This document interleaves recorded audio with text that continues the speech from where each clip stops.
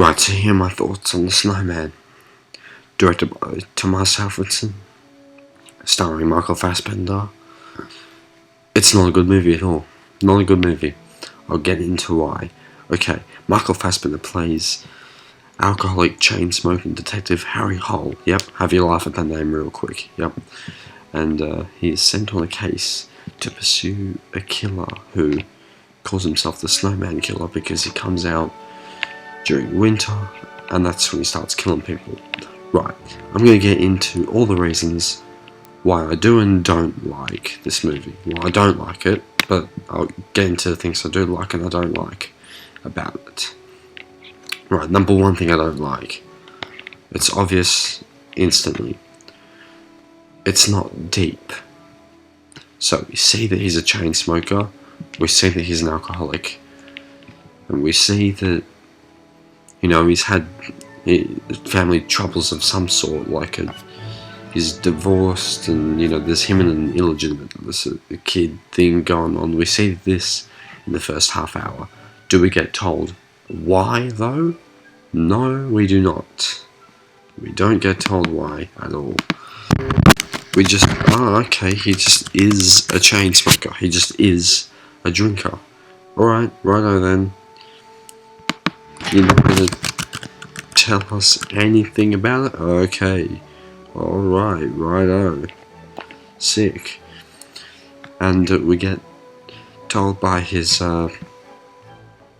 partner, Katrine Bratt, played by Rebecca Ferguson, that he's supposed to be some sort of legendary detective. Do we see any of that legendary detective work though? No, we don't. Okay, he's just supposed to be a legend, that's all. We just get told that by her. We don't see that though. Alright, yep, okay. Moving on then. And then about half an hour into the movie, the screenwriters remember that there's supposed to be a snowman killer in this movie, so about half an hour in, they're like, oh yeah, that's right, there's supposed to be a killer, alright, so this little girl is going to have her mother be killed off, and finally we're going to start the plot, guys. Yes, and then the plot finally gets moving, and then another little criticism here. I know it's a child actor, so I'm not going to be too harsh, but I'm pretty sure if your mother died, you're not going to do that adult thing where you'll do a subtle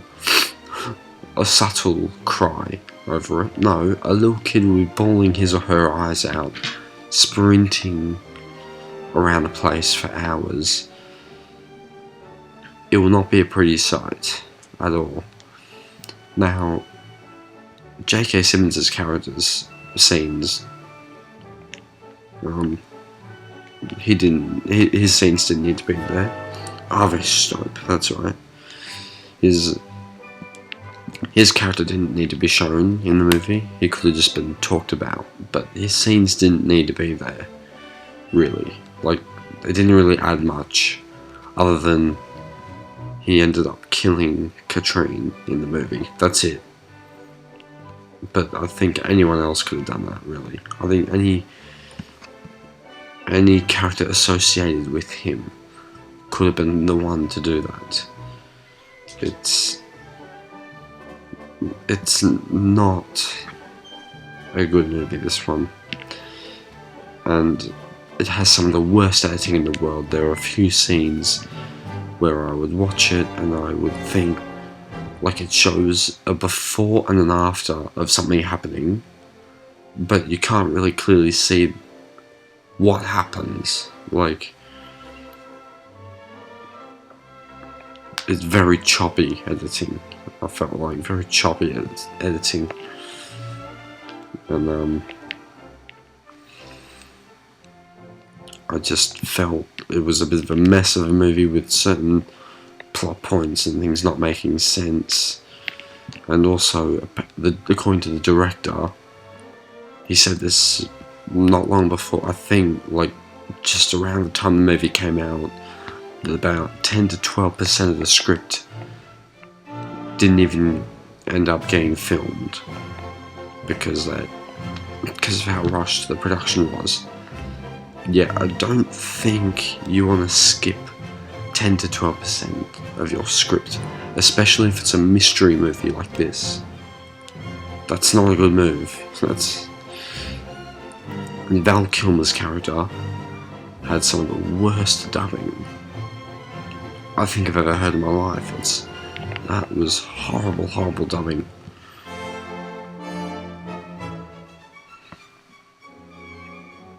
I think the only real things I liked about this movie, some of the acting was good, especially by Fassbender. I love Fassbender, he's one of my favourite actors ever. Rebecca Ferguson was good as well. J.K. Simmons is always good. The whole cast... Sorry about that. The whole cast did alright with what they were given, but all in all, it's not a good movie. But another thing I liked about it, though, it looks nice. The shots are amazing. It's all set in Norway. It actually is amazingly shot. It looks beautiful and it's acted decently, but it's like, think of it as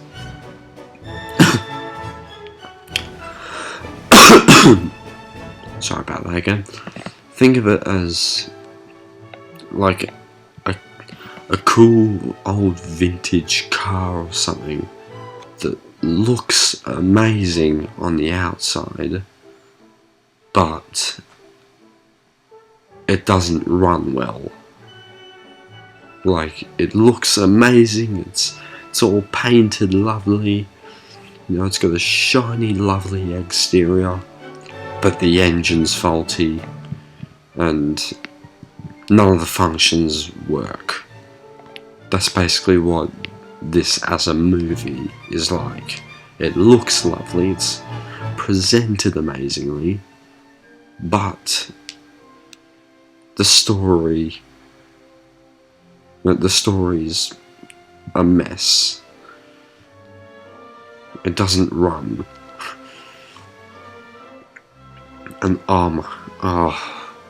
what was that scene when Harry's ex-wife, played by Charlotte Gainsbourg,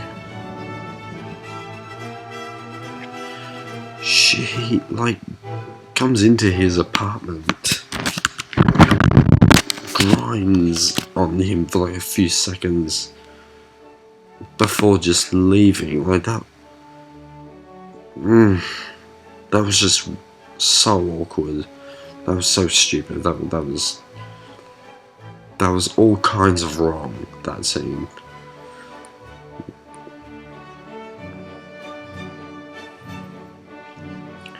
Anyway, that's about all I have to say on this movie. I love Michael Fassbender, but even he couldn't save this one from being a mess of a movie.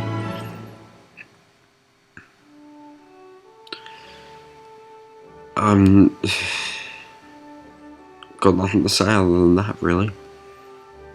I personally would recommend skipping it, but really, do whatever the hell you want, I don't care. If you want to watch it, cool, but... Anyway, see ya.